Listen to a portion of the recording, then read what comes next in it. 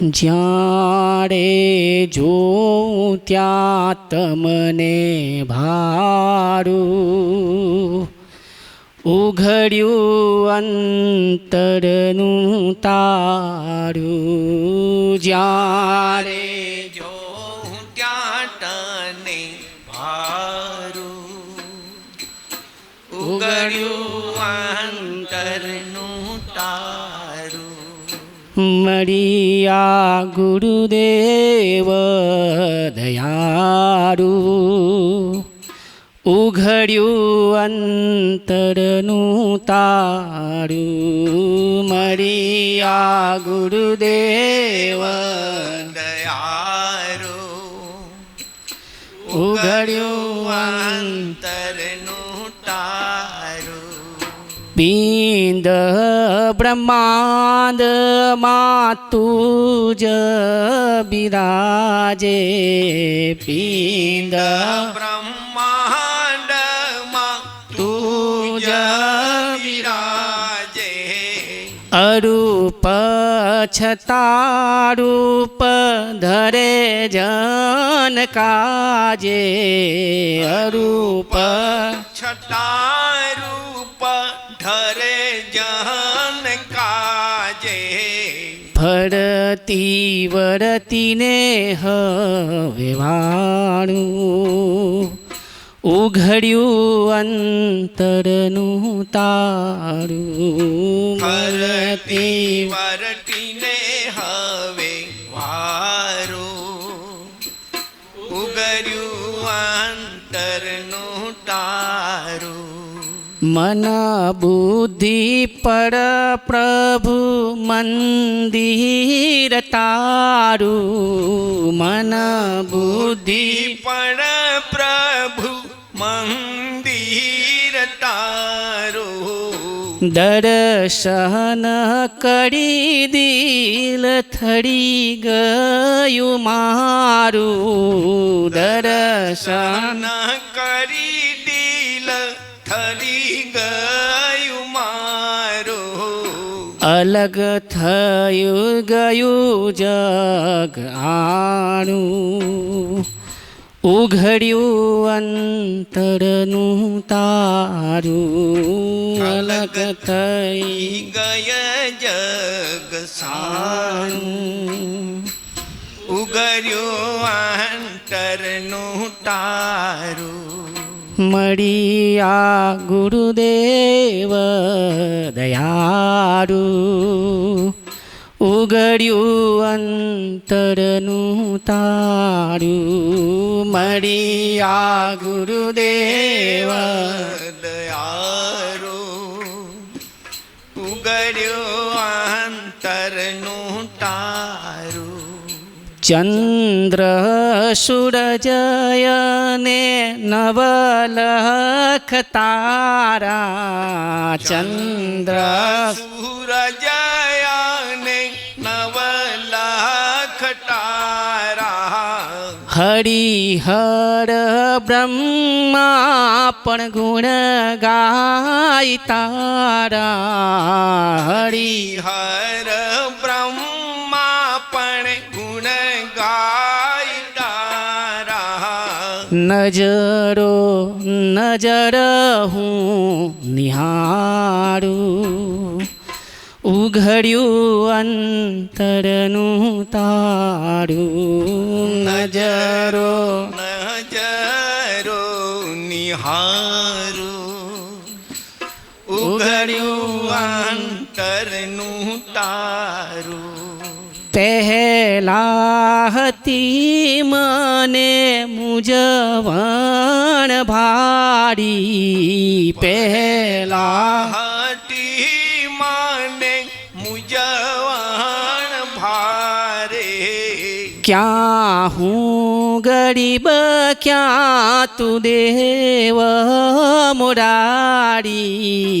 ક્યાં હું ગરીબ દેવા મુરારે. છૂટી ગયું ભ્રમણાનું ઝાડું, ઉઘડ્યું અંતરનું તારું, છૂટી ગયું ભ્રમણાનું તારું, ઉગર્યું અંતરનું તારું. મળ્યા ગુરુદેવ દયાળુ, ઉઘડ્યું અંતરનું તારું. મળ્યા ગુરુદેવ દયાળુ, ઉગર્યું અંતરનું તારું. કાયા ને માયા એ વાદળ છાયા, કાયાને માયાએ વાદળ છાયા. બાજી ગળે ખૂબ ખેલ રચાયા, બાજી ઘરે રે ખૂબ ખેલ રચાયા. નિરખીને નેરની ચાધારું, ઉઘડ્યું અંતરનું તારું. નિરખીને નેણની ચાધારું, ઉગર્યું અંતરનું તારું. શંકર કાયમ પ્રેમ દીવાના, શંકર કાયમ પ્રેમ દીવાના. હવે નહીં આવે કે નહીં એ જવાનો, હવે નહીં આવે કે નથી એ જવાનો. ચરણ કમર હું પખાડું, ઉઘડ્યું અંતરનું તારું. ચરણ કમર હું પખારું, ઉગર્યું અંતરનું તારું.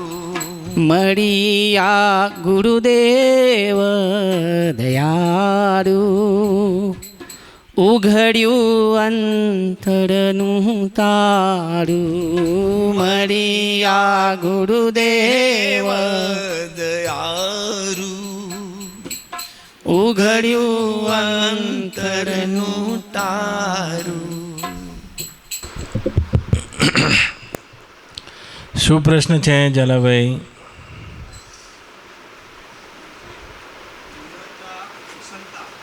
આ માઇકમાં પૂછો.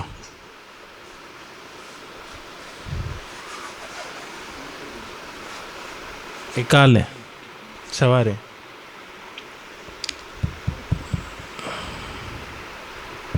હા બાપજી, નમ્રતા, પ્રસન્નતા, સરળતા અને સમતા, આ 4 ગુણો ઉપર પ્રકાશ પાડશો. અને આ 4 ગુણો સાધનમાં ક્યારે આવે? વાહ.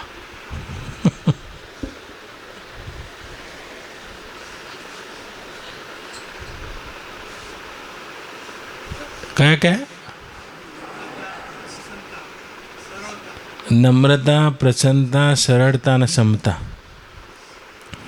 જુઓ ઝાલાભાઈ, તમે જૂના સત્સંગી છો.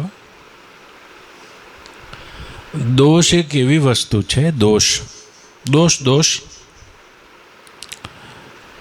જે હોય ત્યારે આપણામાં ના દેખાય, જે હોય ને ત્યારે આપણામાં ના દેખાય, અને દેખાય ને એ વખતે આપણામાં ના હોય. આ ભાષા સમજજો ઝાલાભાઈ.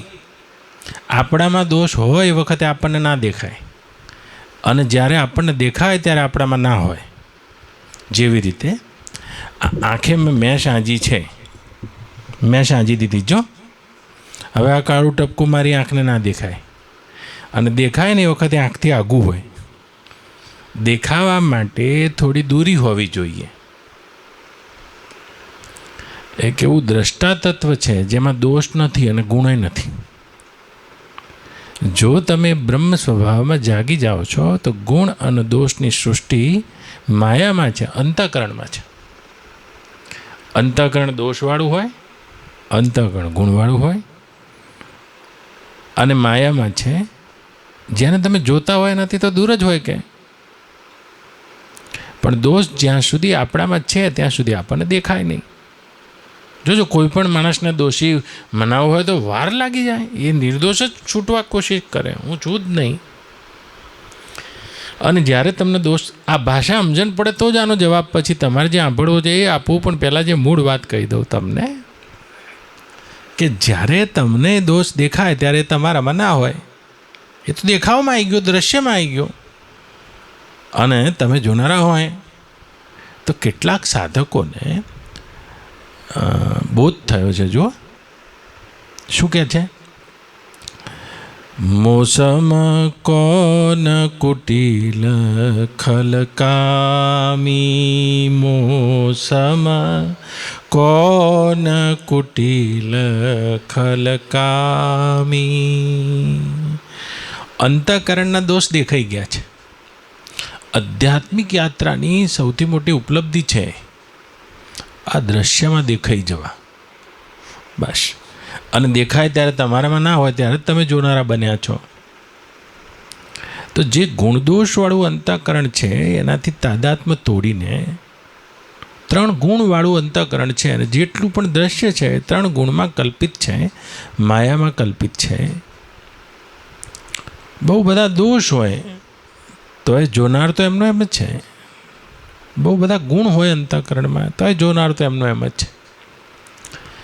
દોષ વડે કાંઈ જોનારમાં જે દ્રષ્ટા છે તેમાં કંઈ ઘટી નથી જતું.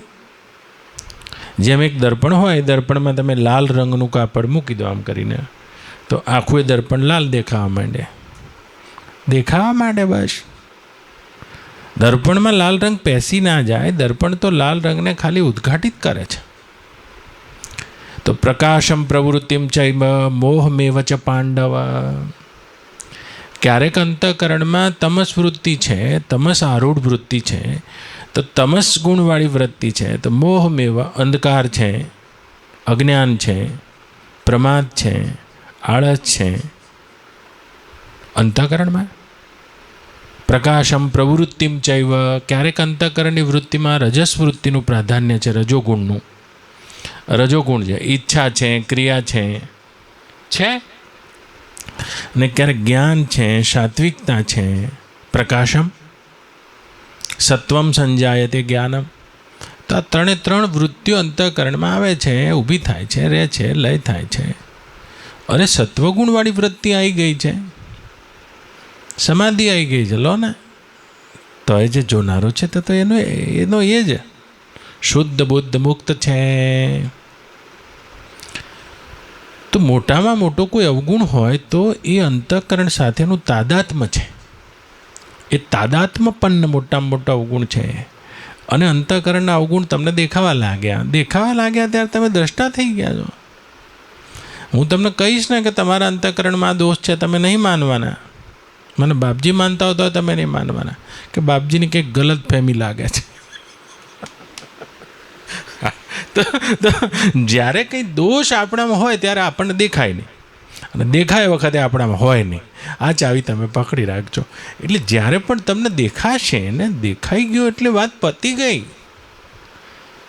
ગુણાતીત ઉચ્ચતે. એ 3 ગુણવાળા અંતઃકરણના સાક્ષી થઈ ગયા. સાક્ષીમાં કોઈ દોષ નથી. આ તો દેહાદિ સર્વય તો દ્રષ્ટિનો વિકાર છે. હારે એને દેખનારો કોણ, એને દેખનારો કોણ, કોનો આ ખેલ છે ક્યાંક અને મનાય છે ક્યાંક. મેલ ચોટે છે ચશ્માને અને દેખાય દિવાલને. તો દોષ અંતઃકરણમાં છે. એ રીતે ગુણ પણ અંતઃકરણમાં છે. ગુણ દોષ માયાના કાર્ય અંતઃકરણમાં છે, માટે માયામાં છે. એક એવું શુદ્ધ બ્રહ્મ છે, નિર્દોષમ હિ સમમ બ્રહ્મ. એ ગુણ અને દોષથી રહિત જે અસ્તિત્વ બ્રહ્મ છે, શાંત, એક પાટિયા ઉપર લખી રાખો ઝાલાજી કે આ કોઈ તમારાથી પરોક્ષ કે જુદી વસ્તુ નથી જે આકાશમાં રહેતી હોય, જે સાક્ષાત અપરોક્ષ તમારી આત્મ વસ્તુ છે, શાંત છે. તો કે શાંતિ તો દેખાતી નથી. વિચાર તો કરો નંદુભાઈ, મનમાં લોભ આવ્યો તો મનની વૃત્તિ અશાંત થઈ ગઈ, જો પાછી થોડી વાર રહીને શાંત થઈ ગઈ. કામ આવ્યો પાછી અશાંત થઈ ગઈ, પછી થોડી વારથી પાછી શાંત થઈ ગઈ. શાંતિ કાયમ રહી શકે, અશાંતિ કાયમ રહી ના શકે. ધ્યાન રાખજો. હા, તમે ક્રોધી 24 કલાક ના રહી શકો, પણ તમે શાંત 24 કલાક રહી શકો. તો વૃત્તિમાં લોભ આવ્યો, વૃત્તિ અશાંત થઈ ગઈ, પણ પછી શાંત થઈ ગઈ, મન શાંત થઈ ગયું. વૃત્તિમાં કામ આવ્યો, મનમાં કામ આવ્યો, કામ અશાંત થઈ ગયું અને મન અશાંત થઈ ગયું, પછી પાછું શાંત થઈ ગયું. હા, જે શાંત બ્રહ્મ છે ત્યાંથી જ આ મન ફૂરી રહ્યું છે. આ મન, ઇન્દ્રિયો, વૃત્તિઓ બધી વ્યવહારમાં થાકીને ફરીને જેમાં વિશ્રાંતિ પામે છે એ શુદ્ધ બ્રહ્મ શાંત સ્વરૂપ છે, તમારો આત્મા છે. તો સવારમાં ઉઠ્યા બધી વૃત્તિઓ ઊભી થઈ ગઈ, મન, બુદ્ધિ, ચિત્ત, અહંકાર, ઇન્દ્રિયો, વ્યવહાર, અને આખો દિવસ કેટલું એ કર્યું, કામ કર્યું ને થાકીને જ્યાં વિશ્રામ પામે છે.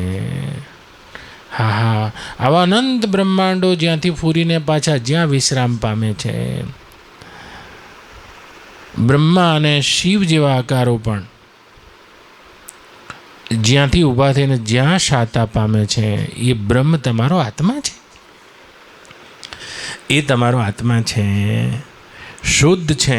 શુદ્ધ એટલે કેવો? જેમાં ગુણ નહીં ને દોષય નથી, જેમાં આકાશમાં નીલવણા નથી, દોષય નથી ને ગુણય નથી. નિર્દોષમ હિ સમમ બ્રહ્મ. પહેલાં તો આ વાત સમજી લો, પછી તમારો જવાબ તો હું આપું છું. પહેલાં તો મારી ભોરીની જોરી જ તમે આ ગોરીથી જ તમને જો નેપાળો થઈ જાય તો આગળ વધવું જ નથી. પણ જો પછી તમે આગળ જ વધી જતા હોય તો પછી લાંબુ કેટલું એ છે, હું તમને કહીશ. પછી લાપસી કહીને દરાઈ જતા હોય તો વાત જ પતી ગઈ. પણ તમે ગેસ ખાવા માટે મહેમાનગતિ કરી હોત પછી રાંધું. પણ વાત એટલી છે કે તમે દોસ્ત તમારામાં ખાલી તાદાત્મ્યપનથી કલ્પો છો. અંતઃકરણ સાથેની જે અહંતા છે, માયાના કાર્ય આ દેહ સાથેની જે અહંતા છે, અને એમાંથી ગુણ દોષ કલ્પો છો. જેમ હું પાતળો છું, હું જાડો છું, હું ડાયો છું, હું ગાંડો છું, એવી રીતે મારામાં આ દોષ છે. અરે રે, તો આ તાદાત્મ્યપન સંબંધથી ઊભી થયેલી અવિદ્યાકૃત ગ્રંથિ છે. અંતઃકરણમાં છે, બખેડો તો રહેવા દો. એક તો પહેલાં અંતઃકરણની સત્તા માનવી અને એની સાથે સંબંધ માનવો, આ મારું છે. લ્યો, તો કે આ દોષ ક્યારે જશે? અલ્યા ભાઈ, ફરી લખી રાખજો. મેં પહેલી લીટીમાં જ જવાબ આપી દીધો. કોઈ પણ પ્રશ્નનો જવાબ હું તમને પહેલી લીટીમાં આપી દઉં છું અને પછી એનો વિસ્તાર કરું છું. તો પહેલી લીટીનો મારો જવાબ એ છે કે દોષ હંમેશા આપણામાં હોય ત્યાં સુધી દેખાય નહીં, અને દેખાય પછી હોય નહીં. કારણ કે જોઈ ગયા તમે, તો જોઈ ગયેલો તો જે દેખાય છે એને જુદો થઈ ગયો. આ દિવાલ પર કાળા રંગનું પિક્ચર છે કે ધોળા રંગનું પિક્ચર છે, પણ જોનારો આ તો દેહાદિ સર્વય તો દ્રષ્ટિનો વિકાર છે. એ હારે અને દેખનારો કોણ, એને દેખનારો કોણ, કોનો આ ખેલ છે. હારે હવે જોઈ લે તું કોણ, હવે શોધી લે તું કોણ, કોનો આ ખેલ છે. જે અત્યારે હાલ પ્રશાંત સ્વરૂપ સાક્ષાત અપરોક્ષ તમારી આત્મવસ્તુ છે, જે તમારા માટે પ્રત્યક્ષ ના થઈ શકે અને પરોક્ષ પણ ના થઈ શકે, એવું સાક્ષાત અપરોક્ષ વસ્તુ છે. એ શુદ્ધ શાંત બ્રહ્મ અંતઃકરણની વૃત્તિઓ જેમાં ઊભી થઈને શાતા પામે છે, અને જેની શાંતિ અને સત્તાથી આ વૃત્તિઓ ફૂરી રહી છે. જો આ બધી ઇન્દ્રિયો, વૃત્તિઓ બધા નાના પ્રકારના વ્યવહાર કરે છે, અને વ્યવહાર કરતાં થાકી જાય છે, અને થાકીને જ્યાંથી પૂરી છે એમાં લય થાય છે. રોજ રાતે સુષુપ્તિમાં એવી રીતે અનંત અનંત બ્રહ્માંડો અને આ બધી આ વ્યાપકમાં સમષ્ટિમાં આ બધી વૃત્તિઓ વ્યવહારો બધા પાછા જેમાં જઈને શાતા પામે છે. એવું શુદ્ધ બ્રહ્મ છે, માયા રહિત છે, નિરસ્ત કુહુકમ સત્યમ પરમ ધીમહી. એ સત સ્વરૂપ છે જેમાં ગુણ નથી અને દોષે નથી. માયાના 3 ગુણ નથી અને દોષ પણ નથી. તો કે ગુણ દોષ શેમાં છે? દ્રશ્યમાં છે. દોષ હોય તો એ તમે જોઈ ગયા છો. અરે તમે દ્રષ્ટા છો. આ તત્વનો બોધ થતા ભલે રહ્યા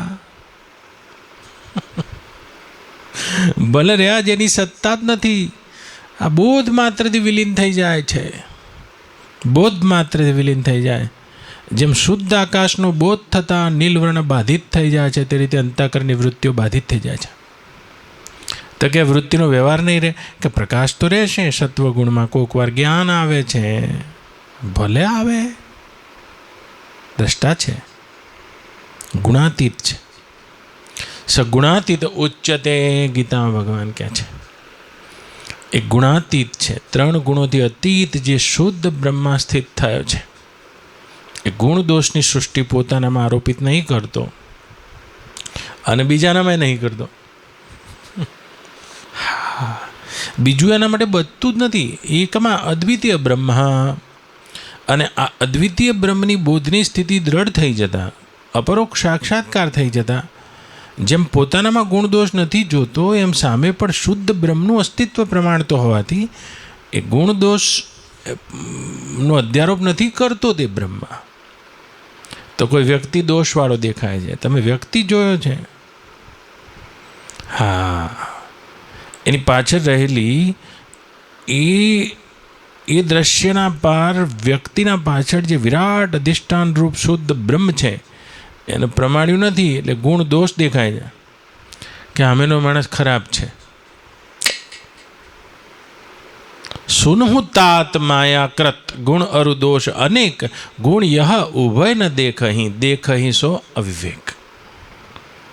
તો પોતાનામાં પ્રમાણતો નથી અને પોતે જ પોતાના એ બ્રહ્મ અસ્તિત્વને અત્ર તત્ર સર્વત્ર જોતો અને પ્રમાણતો હોવાના કારણે, અનુભવતો હોવાના કારણે ગુણ દોષ સામે પણ નથી જોતો.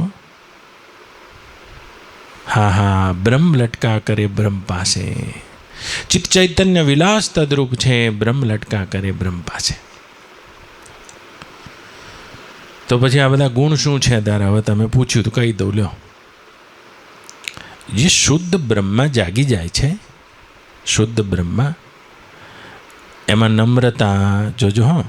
બોલો કયા કયા છે? નમ્રતા, પ્રસન્નતા, સરળતા, સમતા. આપણે કોઈ બ્રહ્મનિષ્ઠ પુરુષમાં જોઈએ છે, ગુણ તરીકે જોઈએ છે, પણ એ તો એનો સ્વભાવ જ બની ગયો છે. સ્વભાવ અને ગુણમાં ફરક છે. જોજો. જે બ્રહ્મા જાગી જાય છે એનો સદગુણ સ્વભાવ બની જાય છે. જેમ ભાવનાબેને પ્રશ્ન પૂછ્યો હતો મને, મારે હાલવો છે ને વિચારતો તો આ જોડે જોડે લઈ લો કે સ્થિત પ્રજ્ઞ પુરુષોના લક્ષણો સ્થિત પ્રજ્ઞ પુરુષમાં કેવી રીતે હોય છે? આપણા માટે લક્ષણો છે પણ એના માટે સ્વભાવ છે. આપણે તો ગુણ છે, આપણે જોઈ રહ્યા, પણ એનો તો સ્વભાવ જ બની ગયો છે. સ્વભાવ જેમ સત્ય, અહિંસા, કરુણા, પ્રેમ, તમે બોલ્યા એ બોલો 4 ફરી. નમ્રતા, પ્રસન્નતા, સરળતા, સમતા. તો એનો સ્વભાવ છે. સ્વભાવ અને ગુણમાં ફરક છે. શું ફરક છે? જેમ એક ગુલાબનું ફૂલ હોય એમાં સુગંધ છે. એ ગુલાબના ફૂલનો સુગંધ છે, ગુણ નથી, સ્વભાવ છે. શું છે? સ્વભાવ.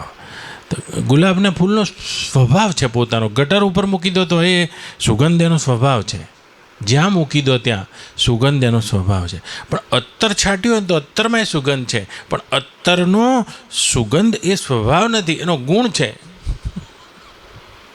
એનો ગુણ હોવાના કારણે થોડી વાર પછી એમાં પરસેવો બળે છે, દુર્ગંધ બને છે, આવું બધું થાય છે. બેહાડ દો, જે આજે બેહાડ દો.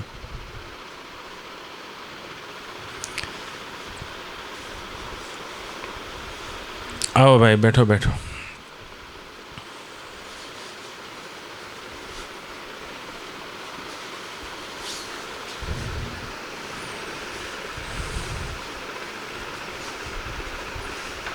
આવો આવો આવો આવો. તો એક ગુણ હોય છે, એક સ્વભાવ હોય છે બા. તો સુગંધ જે ગુલાબમાં છે એનો સ્વભાવ છે, અને અત્તરમાં છે સુગંધ, એ ગુણ છે. હા, ગુણ છે, ગુણ. અને ગુણ પાછો ગુલાબમાંથી કદી દુર્ગંધ ના આવી શકે, પણ અત્તરમાં થોડી વાર રહીને પરસેવો પડશે એટલે દુર્ગંધ આવવા મળશે. तो जे ब्रह्मनिष्ठ पुरुष है, जे ब्रह्म में जागी गया है, सत्य उनका स्वभाव हो जाता है, प्रेम उनका स्वभाव हो जाता है, करुणा उनका स्वभाव हो जाता है. और साधक किसको बोलते हैं? इस सद्गुण को अपने में प्रयत्न पूर्वक लेके आता है. जैसे गीता में बोला गया, स्थित प्रज्ञ पुरुष कौन है?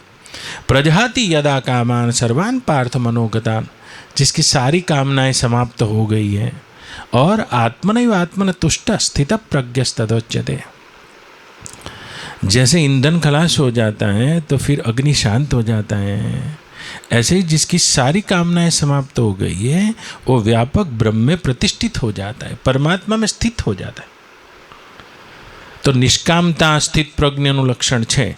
तो निष्कामता उसका स्वभाव है. अपने को प्रयत्न पूर्वक निष्कामता लानी पड़ती है, अपने को प्रयत्न पूर्वक सत्य बोलना पड़ता है, अपने को प्रयत्न पूर्वक प्रेम वृत्ति को पकड़ के रखना पड़ता है, करुणा लानी पड़ती है, दया लानी पड़ती है. एक गुण है. और साधक कुछ साधना करके, कुछ सत्संग करके, संतों का संग करके कुछ मात्रा में इस गुण को अपने हृदय में अर्जित कर सकता है. लेकिन जब तक अपने परमात्मा स्वभाव में जगह नहीं जाता है, ये स्वभाव नहीं बन जाता है. જેવી રીતે સાચું બોલવામાં આપણને જોર પડે છે, પણ સત્ય जिनका स्वभाव बन जाता है, अक्रोध जिनका स्वभाव बन जाता है. जैसे युधिष्ठिर को धर्म की शिक्षा महाभारत में दे रहे हैं गुरुदेव द्रोण, और उनको 2 लक्षण याद करने को बोले हैं, सत्य और अक्रोध. ऐसे धर्म के कुल 30 लक्षण है. तो आज बच्चों पक्का करो, एक सत्य बोलना चाहिए और अक्रोध, कोई भी परिस्थिति में क्रोध नहीं करना चाहिए. तो 2 लक्षण दिए तो सब तो तैयार करके आ गए. आ उदयपुर थी आया है, હું હિન્દીમાં બોલું છું બા, તમને સમજણ પડે છે ને? हाँ. तो बच्चे तैयार करके आ गए. तो दुर्योधन को पूछा, बोल क्या लक्षण कहे? बोले सत्य और अक्रोध. બધા फटाफट बोली गया. युधिष्ठिर दूर बैठेला था. आया युधिष्ठिर, बोलो युधिष्ठिर कल का पाठ क्या है? बोले सत्य धर्म का लक्षण है. दूसरा क्या है? तो दूसरा मेरे को पता नहीं है, भूल गया हूँ मैं. और हे जन्मेजय राजा, गुरुदेव द्रोणाचार्य ने एक लकड़ी उठाई, पीटा, मारा उसको. 10 डंडे गिर गए मत्थे पे. अरे अरे गुरुदेव, याद आ गया मेरे को, धर्म का दूसरा लक्षण है अक्रोध. अरे युधिष्ठिर, तुम मेरे प्रिय विद्यार्थी हो, और दुर्योधन को जो बात याद रह गई तुम भूल कैसे गए और बाद में कैसे याद आ गई?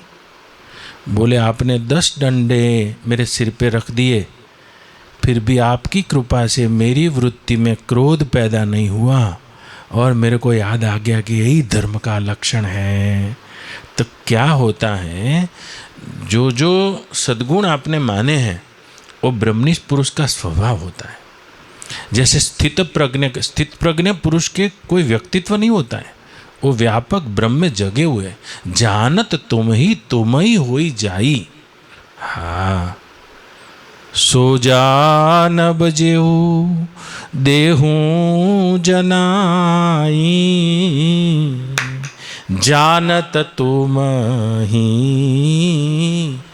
तुम ही होई जाई। जग पे खनी तुम देख निहारे, विधि हरि शंभु नचाव निहारे। बा सो नहीं जानब मरम तुम्हारा, और तुम ही को जान निहारा। वाल्मीकि जी भगवान राम को बोल रहे हैं, ऐसे ब्रह्मा विष्णु और महेश भी आपके मर्म को नहीं जान सकते। सो जानब जेहू देहू जनाई, जानत तुम ही होई जाई। जो आपको जान लेता है हे राघव, वो आपके रूप ही हो जाता है। तो स्थित प्रज्ञ ऐसा कोई व्यक्तित्व नहीं होता है, ब्रह्म में जगा हुआ ब्रह्म ही हो जाता है। तो सत्य उनका स्वभाव बन जाता है, गुण नहीं। अपने सत्य बोल सकते हैं, सत्य का आचरण कर सकते हैं, लेकिन सत्य अपने अंतःकरण में गुण है, अभी स्वभाव नहीं है। हाँ, तो अहिंसा प्रतिष्ठायाम तत्सन्निधो वैर त्याग। अहिंसा इसको बोलते हैं जिसकी सन्निधि में दूसरे प्राणी वैर को त्याग देते हैं। तो अहिंसा उनका स्वभाव बन जाता है, गुण नहीं। ये तो ब्रह्म का स्वभाव ही है। एक ब्रह्म जो परमात्मा प्रत्येक में भरा हुआ पड़ा है, तो वो किसी की हिंसा क्यों करेगा? तो ब्रह्म में जागा हुआ पुरुष, उसमें वैर वृत्ति नहीं होती है। नैर्वैर सर्वभूतेषु यस मामेति पांडवा। तो अहिंसा उसका स्वभाव है, अहिंसा गुण नहीं है। तो अपने साधना काल में किसी स्थित प्रज्ञ पुरुष का दर्शन करके उसका जो स्वभाव है, उसके स्वभाव में से गुण दर्शन करके साधना करके अपने में गुण बिठा सकते हैं। थोड़ी देर के लिए गुण ले सकते हैं। जैसे सिख धर्म में बहुत बड़े 10वें गुरु हुए गुरु गोविंद सिंह, और उनका जो शिष्य था उनको पूछा कि ब्रह्मज्ञानी पुरुष कैसे होते हैं? बोले ब्रह्मज्ञानी सदा निर्लेपा, ब्रह्मज्ञानी मुगत जुगत का दाता, ब्रह्मज्ञानी की गत ब्रह्मज्ञानी जाने, ब्रह्मज्ञानी है सदा निर्लेपा। तो उनका जो शिष्य था पूर्णमल, उसने गुरु गोविंद सिंह को बताया कि गुरुदेव आपने जो ब्रह्मज्ञानी पुरुष के लक्षण मुझको बताए, वो कहाँ रहता है? आकाश में रहता है? कहाँ रहता है? क्या करता है? कैसे बोलता है? हमको दर्शन कैसे होंगे? हम कैसे जानेंगे स्थित प्रज्ञ पुरुष है? बोलो। जैसे अर्जुन पूछ रहा है भगवान को, स्थित प्रज्ञश्च का भाषा, स्थित प्रज्ञश्च किम व्रजेत। अब उसको कहाँ पता है कि मैं किसको पूछ रहा हूँ? जब तक स्थित प्रज्ञ की स्थिति नहीं आती है, तब तक स्थित प्रज्ञ पुरुष पूरे पहचान में नहीं आते। जब तक बाप नहीं बनते हो, तब तक बाप की अंतर लागनी क्या है अपने प्रति वो जान नहीं सकते। माँ नहीं बनते तब तक माँ के हृदय में क्या चल रहा है वो जान नहीं सकते। ऐसे ही जब तक स्थित प्रज्ञता में जग नहीं जाते, तब तक पता नहीं चलता है अपने को कि स्थित प्रज्ञ पुरुष क्या। नहीं तो अर्जुन को क्या पूछने की जरूरत पड़ी है? स्थित प्रज्ञस्य का भाषा, स्थित प्रज्ञस्य किम वजेत किम आसीत। हाँ, उसको कहाँ पता है? उसको कहाँ पता है? देखो, गोपी के आगे नाच भी लेते हैं, बंसी भी बजा लेते हैं, अग्र पूजा भी स्वीकार कर लेते हैं, संतों की पत्तल भी उठा सकते हैं, दुर्योधन कर विष्टि भी सहन कर सकते हैं, उसका अपमान भी सहन करते हैं, पांडवों का मान भी सहन कर सकते हैं, उसके घोड़े की बागडोर भी चला सकते हैं, उसको गीता का उपदेश भी दे सकते हैं, फिर भी ज्यों के त्यों बने हुए हैं। तो उसको कैसे पता चलेगा कि ये सामने कौन है मेरा? एक चींटी होती है, वो हाथी को नहीं देख सकती। ऐसे ही जो देह में अहंता करते हैं और संबंधों में ममता करते हैं, वो ब्रह्मनिष्ठ पुरुष की ब्रह्म स्थिति को नहीं देख पाते पूर्णतः। जब तक उस स्वरूप में जग नहीं जाते, अर्जुन जग गया तब तो पता चल गया है, नष्टो मोहा स्मृति लब्ध्वा। लेकिन पूछता तो गुरु गोविंद सिंह ने पूछ्યું પેલા પૂર્ણમલે कि ब्रह्मज्ञानी पुरुष कैसे होते हैं, फिर ऐसे होते हैं, ऐसे होते हैं, ऐसे होते हैं। तो पूर्णमल को पूछा कि मैं तेरे को कैसा दिखता हूँ? अरे गुरुदेव आप तो मेरे को, मेरा प्यारा जो बछड़ा है ऐसे ही दिखते हैं मेरे को, मेरा बछड़ा है गाय का, मेरे को बहुत प्रिय है, ऐसे ही दिखते हैं। तो फिर इधर आ, थोड़ा मंत्र ले, मंत्र दिया, थोड़ा जप कर, बुद्धि थोड़ी सूक्ष्म हो गई। पूर्णमल इधर आ, 6 महीने के बाद बुलाया कि अब मैं तेरे को कैसा लगता हूँ? बोले गुरुदेव आप तो मेरे को मेरे जैसे लगते हैं। थोड़ा तो आगे बढ़ा। कोई भी व्यक्ति किसी को अपने जैसा मान सकता है बस। फिर थोड़ा सत्संग चला, कुछ संतों का संग हुआ, कुछ सेवा से अंतःकरण शुद्ध हुआ। थोड़ी देर दिनों के बाद बुलाया कि पूर्णमल अब तू कैसा लगता? अरे गुरुदेव आप तो मुझको मेरे से कई गुना अधिक जैसे साक्षात भगवान का स्वरूप हो ऐसे ही दिखते हो। होए तो थोड़ा तीर्थाटन करके आ, ये सब करके आ। सब करना पड़ता है अपनी बुद्धि को सूक्ष्म करने के लिए। जैसे एक व्यक्ति चिंतामणि लेने गया है, तो चिंतामणि उसने पढ़ा कई जगह कि चिंतामणि से लोहा सोना हो जाता है, तो फिर ढूंढने निकला है, गांव से बाहर निकला और चिंतामणि मिल गया। लेकिन उसको ऐसा मन में वहम होता है कि अरे इतनी सरलता से तो कोई चिंतामणि मिलता होगा। ये तो बहुत परिश्रम करके बाद में मिलना चाहिए, बाद में मिलना चाहिए। तो जो सहज में मिल जाती है उसका पता नहीं होता है। तो तीर्थाटन करना पड़ता है, इतना सब करना पड़ता है।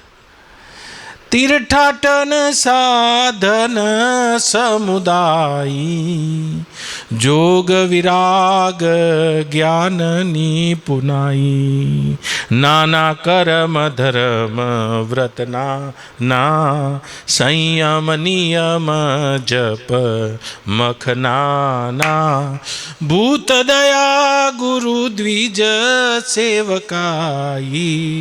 भगवान शिवजी रामायण पूરું થાય છે ને કહી રહ્યા છે આટલું બધું કરવું પડે છે।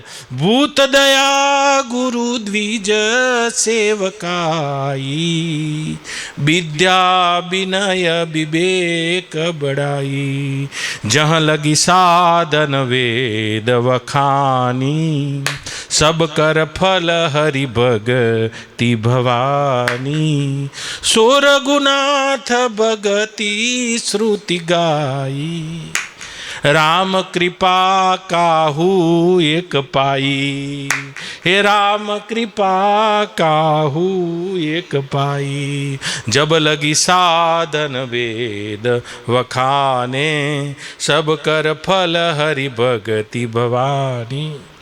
आ બધા સાધનો છે, तीर्थाटन છે शुरू करना। तो जाओ पूरणमल थोड़ी तीर्थ यात्रा करके आओ। तो तीर्थ यात्रा की तो कई संत मिले, सबका सत्संग हुआ और पूरणमल वापस आया है। हाँ हाँ गुरुदेव तो बैठे थे और आया, लाकड़ी पड़े मानस पड़ी गयो पग में। अरे गुरुदेव जो स्थित प्रज्ञ के लक्षण में ढूंढ रहा था, ऐसे तो आप ही हैं, मेरे गुरुदेव हैं। आय हाय हाय। तो कभी पता नहीं चलता है स्थित प्रज्ञ पुरुष कैसे होते हैं, वो पता नहीं चलता है। जब तक बाहर बहुत घूमते हैं तब पता चलता है, त्यारे खबर पड़े नंदुबा। तो ऐसे स्थित प्रज्ञ पुरुष कोई व्यक्तित्व में बैठे हुए नहीं होते हैं, पूरे ब्रह्मांड को ढांप के बैठे होते हैं, अपने स्वभाव में जगे हुए होते हैं। ऐसे स्वभाव में जगे हुए पुरुष होते हैं। कोई एक व्यक्तित्व नहीं होता है, फिर भी कोई व्यक्ति उसमें गुण का आरोप करता है और गुण का फायदा लेता है, और कोई अवगुण का आरोप करता है और संसार में पच मरता है। जैसे कृष्ण हाजिर थे तो शिशुपाल ने 100 गालियाँ निकाली उनके लिए, ढूंढ के लाया, लो ढूंढ के लाया। तो दोष का आरोप करते वो दोष के भागी होते हैं, कोई गुण का आरोप करते तो गुण का आरोप होते हैं। ऐसे ही दर्पण जैसे होते हैं वो तो। पर दुख दुख सुख सुख देखे पर, विषय अलमपटशील गुना कर, पर दुख सुख सुख सुख देखे पर। तो कोई कोई गुण का आरोप करते हैं, तो कोई गुण देखने जाता है तो उनमें गुण दिखता है, क्योंकि जो देखने वाला है उसको गुण दिखता है, लेकिन वो तो उनका स्वभाव ही होता है। और कौन से गिनाए आपने, बोलो? नम्रता। तो नम्र नम्र नम्र नम्र व्यक्ति वो होता है जो भीतर से भरा हुआ होता है। झुकता वही है जिसमें जान होती है, और अकड़ना तो मुर्दों की पहचान होती है। जो ज्यादा झुकता है वो बड़ा होता है, बहुत बड़ा होता है जो झुकता है। जैसे कुंभज ऋषि से तो झुक गए, शिव जी आए हैं। हाँ, एक बार त्रेता जुग माई, शंभु गए कुंभज ऋषि पाई। राम कथा मुनि बरज बखानी, सुनी महेश परम सुख मानी। અને પૂજા કરી છે, પૂજે ઋષિ અખિલેશ્વર જાની, संग सती जग जननी भवानी, पूजे ऋषि अखिलेश्वर जानी। व्यवहार में ऐसा लगता है कि जितना अकड़ होता है वो बड़ा होता है, ऐसा नहीं। ये जो ब्रह्म स्वभाव में जग जाते हैं, सूक्ष्म से सूक्ष्म, सूक्ष्म से सूक्ष्म तत्व ब्रह्म है, जिसके साथ उनका मैं मिल गया। आकाश से भी सूक्ष्म अस्तित्व ब्रह्म है, उसके साथ उसका मैं मिल गया। देखो आकाश कैसा व्यापक है, ओ हो,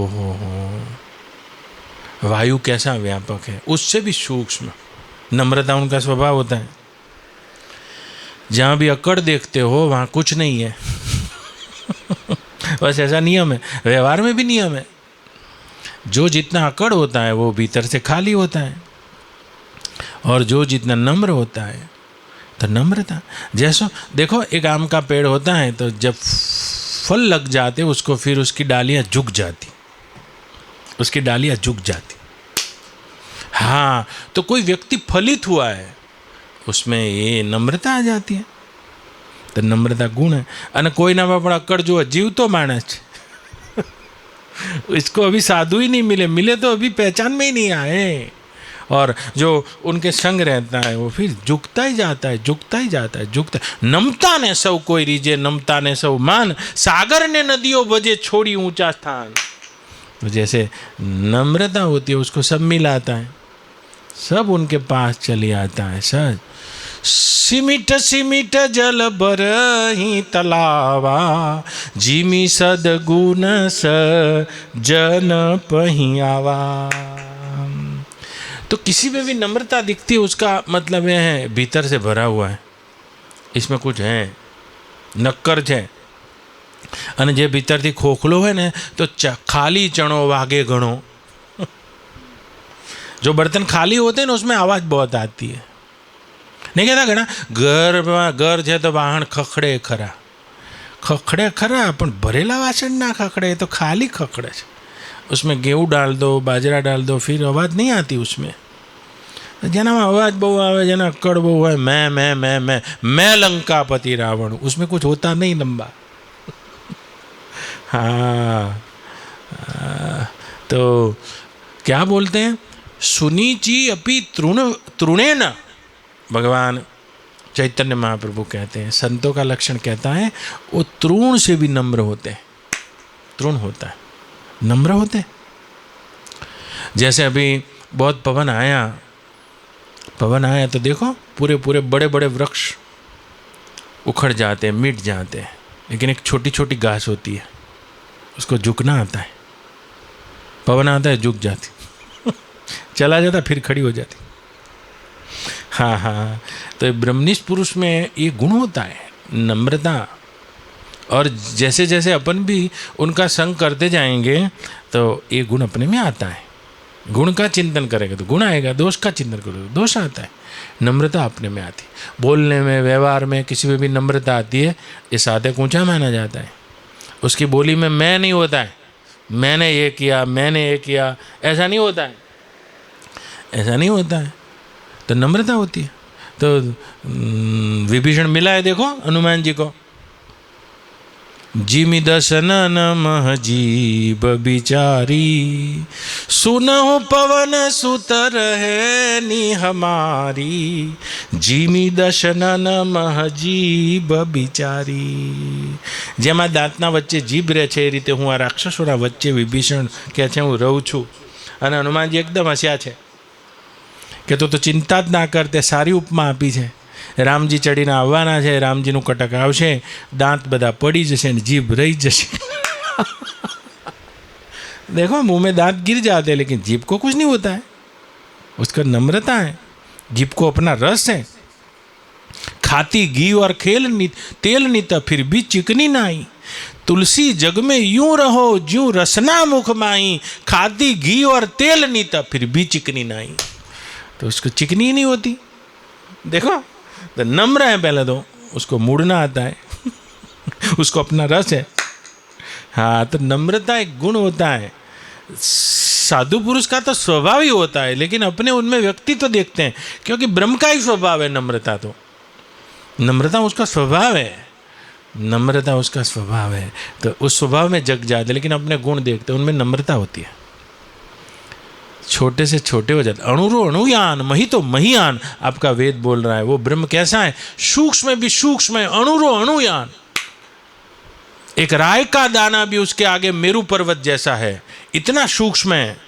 और मही तो महियान, ऐसे अनंत ब्रह्मांड भी उसके आगे बालू के कण बराबर भी नहीं है, ऐसा मही तो महियान. ऐसा विरोधी आश्रय वाला ब्रह्म अस्तित्व उसमें मिल जाता है. नम्रता उसका लक्षण है.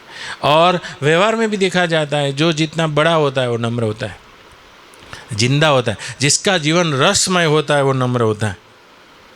સુકાઈ ગયેલા હોય એ બધા અકડ હોય, બેસાય નહીં, બોલાય નહીં.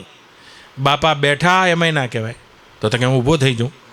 હા, બેઠા હોય તો આપણે કહેવાય નહીં, બાપા બેઠા એમાંય ના કહેવાય કે તમે બેઠા. મહારાજ તમે બેઠા, બાપાને તો ના કહેવાય, પણ મહારાજને ના કહેવાય. આશ્રમમાં મહારાજ બેઠા હોય ને, આપણે કે મહારાજ બેઠા, તો કે હા તો થઈ જાય ને. ભાગ્યે જ કોઈક વખત એવું બનતું હશે કે તણખા થોડા આશ્રમમાં જરે નહીં, જરી જ જાય. જોવા જોઈએ, ભજીયા બનાવતા બનાવતા ઝઘડી જાય છે. શું કારણ? તો ધીરે ધીરે આવે એ નમ્રતા. બીજો કયો કહો, જલ્દી પતાવું, મહેમાન છે. प्रसन्नता. अब एक होता है चित्त की अंतःकरण की वृत्ति में प्रसन्नता का भाव अर्जित करना, और एक होता है प्रसन्नता स्वभावी होता है. मुंह क्यों बिगाड़ना, मुंह क्यों बिगाड़ना. प्रसन्नता और हर्ष दोनों में फर्क है. अपने को कोई वस्तु मिल जाए तो हर्ष होता है, हर्ष. जैसे रुपया नहीं था, रुपया मिल गया, बेटा नहीं था, बेटा हो गया घर में, मकान बन गया, तो हर्ष होता है, गाड़ी आ गई. ऐसे ही वस्तु जब दूसरे को मिलती है और ऐसी ही लागणी मन में होती है, उसको बोलते हैं प्रसन्नता. हाय हाय, ऐसी प्रसन्नता. तो प्रसन्नता उस ब्रह्म में जगे हुए पुरुष का स्वभाव होता है. वो कभी इमली खाते नहीं और इमली खिलाते भी नहीं, बस ऐसे ही ब्रह्म स्वभाव में जागे हुए हैं. जो बीत गया है वो सपना है, और जो हो रहा है उसको देख रहे हो, और जो होगा उसको देखा जाएगा. फिक्र फेंक कुएं में, बस इतना ही जानता है. जो बीत गया वो तो सपना ही है. जैसे सपना रैन का वैसा है संसार. कल मानी कल ही होता है. उस आज के साथ क्या जोड़ना और क्यों दुखी होना. कल मानी कल होता है. तो बीत गया वो सपना है, जो हो रहा है वो तो देख ही रहे हो क्या हो रहा है, और जो होगा वो तो देखा जाएगा. तो ये પોતાની પ્રસન્નતા સાથે બાંધછોડ નથી કરતો. गह रोता है गह हंसता है, निरंजन बन में साधु अकेला खेलता है. भक्खड़ ऊपर गाय भी ओणी, ताका दूध बिलोता है, मक्खन मक्खन साधु खावे, छाछ जगत को पिलाता है. गह रोता है गह हंसता है, निरंजन बन में साधु अकेला खेलता है. तन की कुंडी मन का सोटा, हरदम बगल में रखता है, निरंजन वन में साधु अकेला खेलता है. प्रसन्न चित्तेषु परमात्म दर्शन. એવી એના ચિત્તની પ્રસન્નતા હોય છે, ઉછળી ઉછળીને બહાર આવે છે, આપણને પલાડે. મોઢું ચડાયેલા આત્માઓ જોવા ના મળે કદી. આમ લૂસ પડી ગયા હોય એવા નહીં. हाँ, तो जो देह के साथ अहंता बिठा लेते हैं वो छोटी छोटी बात में हर्षित हो जाते हैं, फिर शोकवान हो जाते हैं. हरक शोक ज्ञान अज्ञाना, जीव धर्म अहमिति अभिमाना, ये पांचों धर्म में जीव लपटा हुआ है. लेकिन उस पांचों से परे प्रसन्नता, जब भी देखो तब जैसे एक पका हुआ फल होता है ऐसे ही होते हैं, प्रसन्न होते हैं। जिसको देखकर हम भी प्रसन्न हो सकते हैं, ऐसे स्थित प्रज्ञ पुरुष होते हैं। उनका संग करने से धीरे धीरे अपने भी प्रसन्नता का भाव स्थायी बनता जाता है। भगवान आदिगुरु शंकराचार्य को किसी ने पूछा कि भगवान का, परमात्मा का दर्शन किसको हो सकता है? बोले त्यागी को होगा, वैरागी होगा, सन्यासी को होगा, किसको होगा? प्रसन्न चित्तेषु परमात्मा दर्शन। जिसके चित्त हरदम प्रसन्न रहता है उसको परमात्मा दर्शन की अब तैयारी है, ऐसा बोलते हैं। हाय, तो प्रसन्न ही रहते हैं, प्रसन्न ही रहते हैं। कब भी देखो कृष्ण की बांसुरी बजती रहती है, युद्ध के मैदान में भी बजती रहती है। यादवा स्थली हो गई है फिर भी बांसुरी बजती रहती है। उद्धव के साथ कुछ बातें कर रहे हैं और वो प्रसन्नता के साथ बात छोड़ नहीं करते, ऐसे ही प्रसन्न होते हैं। जो व्यापक में टिक जाते हैं तो प्रसन्नता उनका स्वभाव होता है, स्थित प्रज्ञ पुरुष का। बोलो तीसरा क्या पूछा है? सरलता। तो एक गन्ने शेरડીનો સાંઠો તમે જોયો હશે, गन्ना देखा होगा, उसमें पूरा रस रहता है, लेकिन जहाँ ग्रंथि होती है वहाँ रस नहीं होता है, उसको काट देना पड़ता है फिर रस मिलता है। तो सरलता, ग्रंथि रहित जीवन। तो जिसके जीवन में ग्रंथियाँ ज़्यादा है उतना वो दुखी है। बस अपने बारे में भी ग्रंथि बना रखना और दूसरे बारे में भी ग्रंथि बना रखना।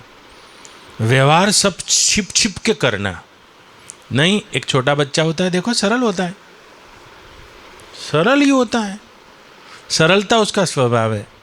छोटा खेल सकता है, कूद सकता है, अपने मन में अपने मन की सरलता को खो दी और पूरा जीवन का रस चला गया, जीवन का रस चला गया है। तो क्या भक्ति है? भगवान राम जी को पूछा है क्या भक्ति है? भगवान बोलो, लंबा मत करना, भरत जी ने कहा, टूक में बोलो। सरल स्वभावन मन कटुलाई, जथा लाभ संतोष सदाई। बिल्कुल बच्चे जैसे सरल होते हैं महत्पुरुष, और यही बच्चे जैसे थे और बच्चे जैसे हो जाना ही ब्रह्म विद्या है। लेकिन बड़े हो गए ना तो कुछ की कुछ ग्रंथियाँ हो गई, पूरी सरलता खो दी, जीवन का सारा सार खो दिया। ना पूरा हंस सकते हैं, ना पूरा खा सकते हैं, ना पूरा बैठ सकते हैं, हंस भी नहीं सकते। देखो हंसने के लिए भी दिवाली आनी चाहिए, तब तक हंस नहीं सकते अपना।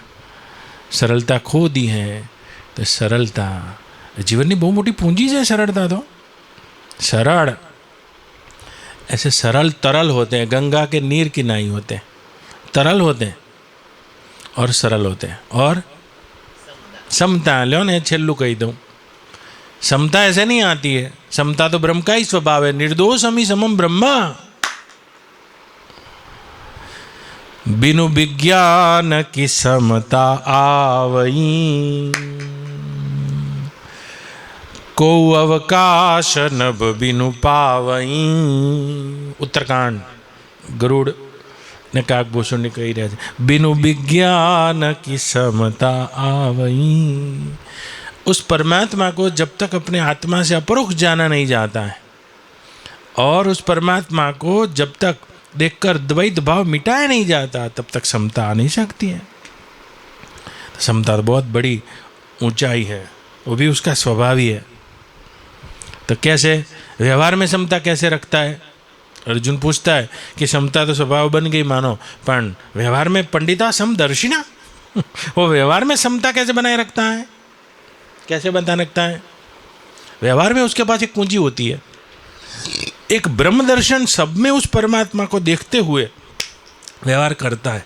और कैसे व्यवहार करता है? नंदुमाई, मान तुल्यमान अपमानयो यथा मित्रो अरीक्षयो। गीता भगवान क्या है, मान अपमान में सम रहता है। मान अपमान वाली तो कोई बात होती ही नहीं।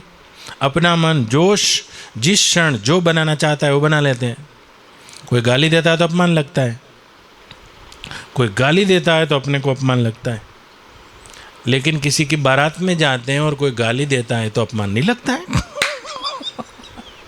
तुम्हारे मन को क्या लगता है उस पर ही बड़ा आधार है। बाहर ऐसी कोई बात नहीं है। तो कोई टूंकारो આપી દે તો શું ના શું થઈ જાય છે। दो છોકરાનો છોકરો કહે છે એ દાદા લાઈને હવે, तो बेटे का बेटा कुछ कह देता है तो उसका गलत नहीं लगता है, अपमान नहीं लगता है। तो जब नहीं लगता है तो अपमान नहीं होता, लगता है तब अपमान होता है।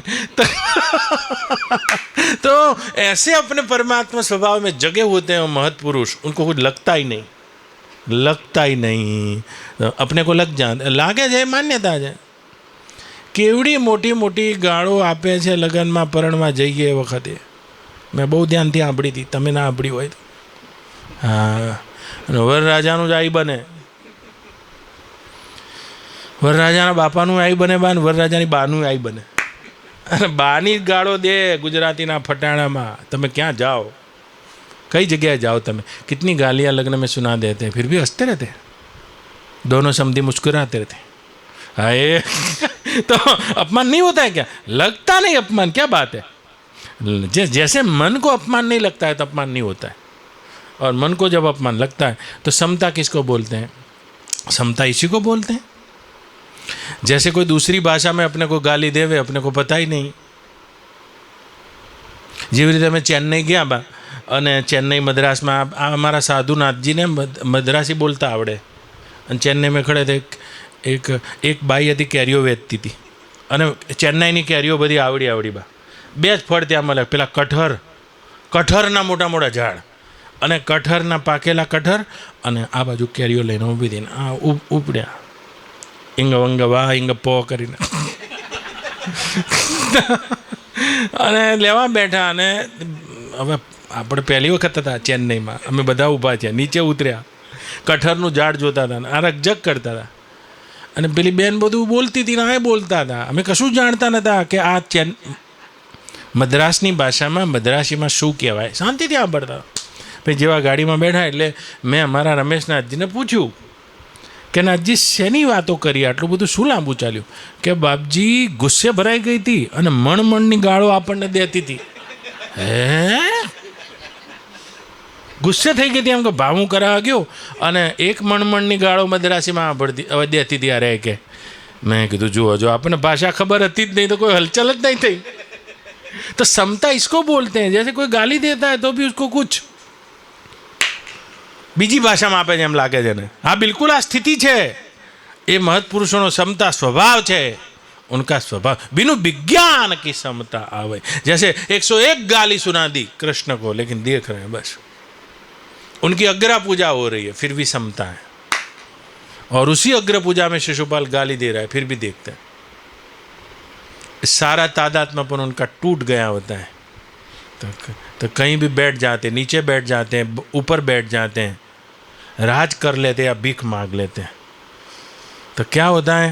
तो गीता में भगवान बोलते हैं कि तुल्य मान अपमान हो, समता इसको बोलते हैं। मान और अपमान में तुल्य रहता है।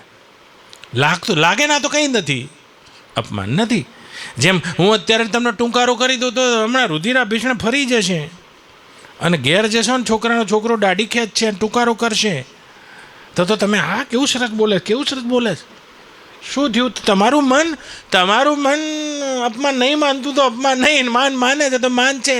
તો આ જ મનનો ખેલ છે। હા હા, અને મનના ખેલથી મુક્ત થઈ ગયા હોતી તુલ્યમાન અપમાનયો મિત્રો અરિપક્ષયો। ભગવાન કહે છે મિત્ર અને દુશ્મનમાં સમ છે। એ કેવી રીતે વ્યવહારમાં કેવી રીતે સમ રહેવું? अपने और पराये में सम कैसे रख सकते हैं नंदुमाई? तो क्या करता है वो, अपने और अपनों के प्रति न्याय करता है, और पराये और परायों के प्रति, मित्रों के प्रति, अपनों के प्रति, अपने के प्रति न्याय करता है, और पराये और दुश्मन जो अपने को मानते हैं उसके प्रति उदारता रखता है। हाय, પોતાના હોય એના પ્રત્યે ન્યાય અને પારકા હોય એના પ્રત્યે ઉદારતા। જેવી રીતે હું તમારો દીકરો છું બા, ચોરી કરીને આવું તો તમારે ન્યાય કરવો પડે, થપ્પડ મારવી પડે।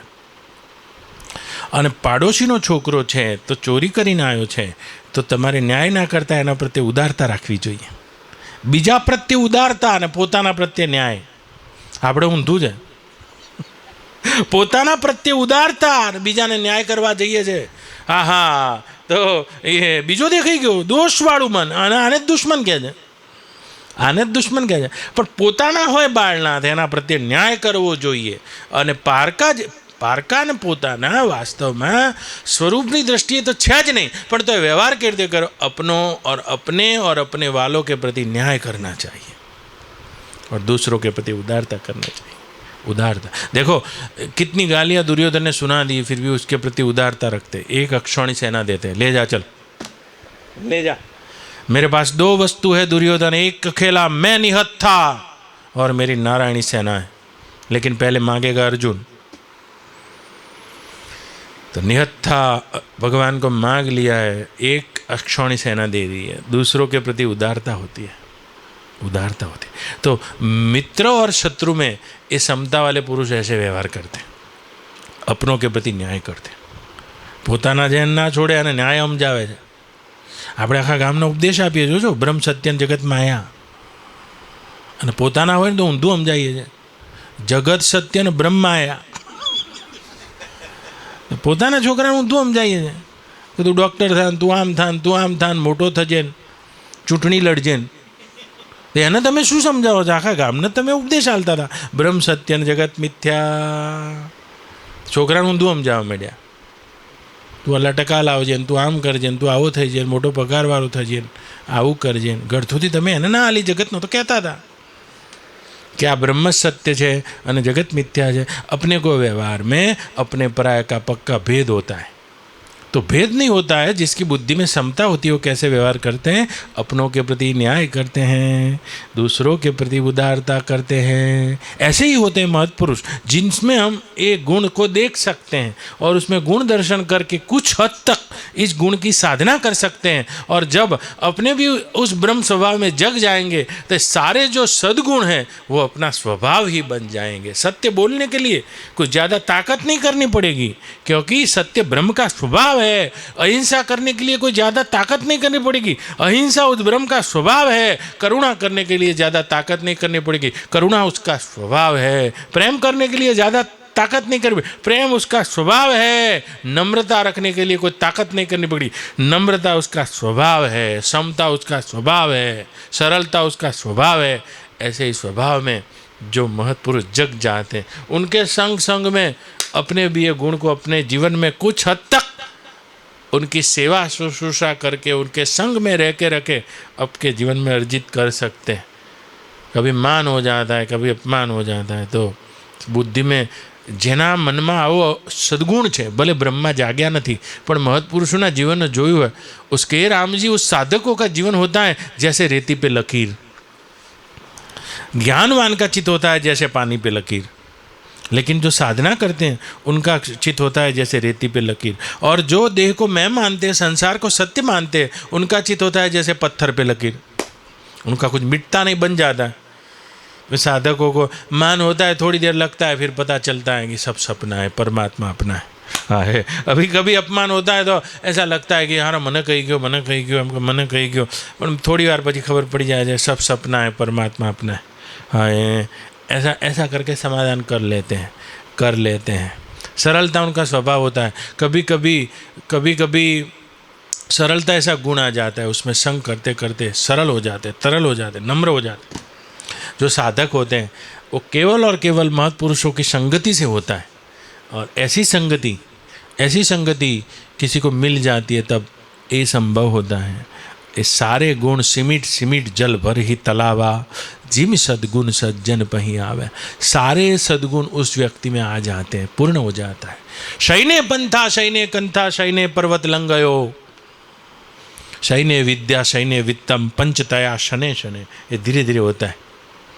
महत्पुरुष का संग करके करके चेतना रूपांतरित हो जाती है और सिमिट जल भर ही तलावा. कोई व्यक्ति जन्म लेते ही महात्मा नहीं होता है, फिर संतों का संग करके करते करते करते जिम सद्गुण सज्जन पही आवा, ऐसे हो जाते हैं. समझी गया ना ઝાલાજી? એટલા માટે ભાવનાબેને પણ પૂછ્યું છે, સ્થિત પ્રજ્ઞના એનો તો સ્વભાવ હોય છે, આપણે ગુણ કહીએ છીએ. આ તો બ્રહ્મનો સ્વભાવ જ છે જે 36 લક્ષણ આલ્યા છે, પણ આપણે એમાં ગુણની રીતે જોઈએ છે, કારણ કે આપણે ગુણ દોષમાં જીવવાવાળા છે. તો ગુણની રીતે જોઈએ એ સારા સાધક છે, ગુરુમાં ગુણ જોવે છે. नहीं तो मोटा पुरुष में એવું ગુણ દેખાય देखा जड़ चेतन गुण दोषमय विश्व किन्हे करतार। अपने को देखना क्या है, उस पर बड़ा आधार है। गुण देखना है तो गुण है, और दोष देखना है तो दोष है। तो जो दोष देखने की वृत्ति होती है वो महत्पुरुष में भी दोष देखती है। राम जी आ गए फिर भी धोबी ने दोष देखा है। कृष्ण आ गए फिर भी शिशुपाल ने दोष देखा है। हाँ, तो दोष देखने वाले दोष देखते रहते हैं। गुण देखने वाले गुण की साधना करके उनकी संगति पाकर कुछ हद तक स्थित प्रज्ञा के सारे लक्षण अपने में गुण की तरह प्रकट कर सकते हैं। और उसकी साधना करके जब उस ब्रह्म में जग जाते हैं तो सारे लक्षण अपने स्वभाव ही हो जाता है।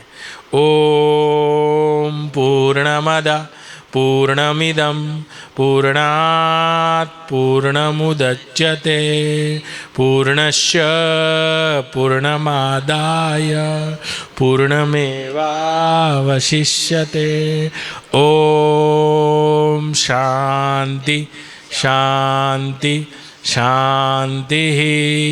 हरिः ओम। श्री गुरुभ्यो नमः। हरिः ओम।